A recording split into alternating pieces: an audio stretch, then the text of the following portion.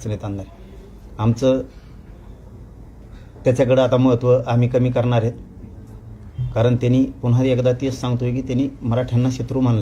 लेकरांचं वाटोळं कसं होईल हे काम ते तुम्हाला जिल्हा परिषदला उभा करू, तुम्हाला पंचायत समितीला मतदान करू, तुला आमदार करू, कोणाला म्हणतो तुम्हाला चान्स एखादा विधान परिषदेवर देऊ, कोणाला मंत्र्याचा देऊ, असले खोटे आमिष दाखवून गोर गरीब बारीक बारीक छोट्या छोट्या जाती तो मराठ्यांच्या विरोधात घालायला लागला. म्हणजे मराठ्यांचे आणि छोट्या छोट्या जातीचे गाव संबंधवर जे ओबीसीचे संबंध ते खराब करण्याचं काम आणि ते पाप छगन भुजबळ करायला लागलाय. हे सत्य त्याच्यामुळं आम्ही आता त्याला महत्त्व द्यायचं कमी केलं आणि एका JR ते पूर्व पागल झाले, इतकं बावचळण झालं, पिसाळ्या कुत्र्यासारखं झालं, हातबल झालं, त्याला काहीच कळणार नुसतं पळत आहे. कारण सत्य सत्य असतं, त्याच्यामुळं मराठ्यांना आरक्षण मिळणार आहे JR नुसार, हैदराबादच्या JR नुसार.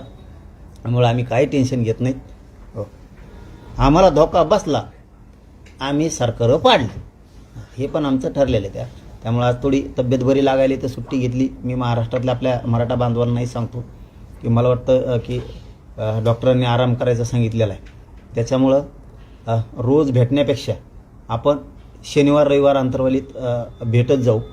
म्हणजे 4-5 दिवस आठवड्यातून मलाही 5 दिवस आराम करता येईल, 2 दिवस समाजालाही देता येतील.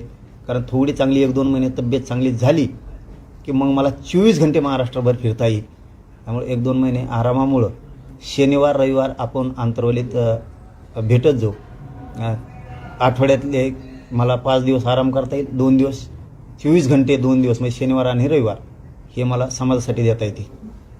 भुजबळ साहेब असंही म्हणतात की जो JR काढलेला आहे आणि माझा ठाम विश्वास आहे की तो टिकणार नाही. कोण म्हटलं? छगन भुजबळ. कोण म्हणलं? छगन भुजबळ. अरे त्याचं जाऊन द्या म्हणलं. आता खरंच सांगतो मी, तो महत्त्व द्यायच्या लायकीचा राहिला नाही होता, पण आता नाही राहिला. कारण त्यांनी मराठ्यांना शत्रू मानलं आणि ज्या जाती मराठ्यांच्या मित्र आहेत त्यांना सुद्धा शत्रू मानायचं शिकवायला येते. म्हणजे इतक्या नीच विचाराचा माणूस ज्या जातीत जन्माला ना, असला माणूस कुठल्याच जातीत जन्मू नये.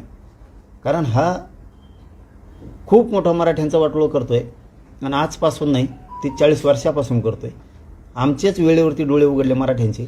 आम्ही यांना आमचे लहान भाऊ मोठे भाऊ समजायचो, परंतु ज्या दिवशी आता मराठ्यांच्या लक्षात आलं की यांनी विनाकारण मराठ्यांच्या विरोधात एक टोळी निर्माण केली आणि त्या टोळीच्या माध्यमातून मराठा समाजावरती शत्रुत्वाची भूमिका पार पाडायला लागला आहे तो. त्यामुळं मराठ्यांनी सावध होणं गरजेचं आहे. आता आपल्याला म्हणजे मराठ्यांना मी जाहीर सांगतो, आपल्याला JR साठी लढावं लागणार आहे, आरक्षणासाठी लढावं लागणार आहे.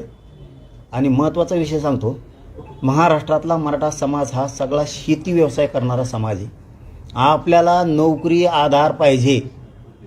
यांना वाटतंय आपल्याला नोकरी मिळू नये आणि शिक्षण मिळू नये, ही भूमिका यांची आहे.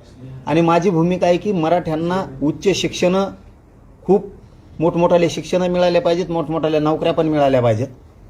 कारण सांगतो, असे संकट शेतीवरती येतात की अचानक शेतकरी उद्ध्वस्त होतो. बाकीच्यांना शेती पण आहे आणि नोकरी पण असल्यामुळे त्यांना डबल आधार आहे.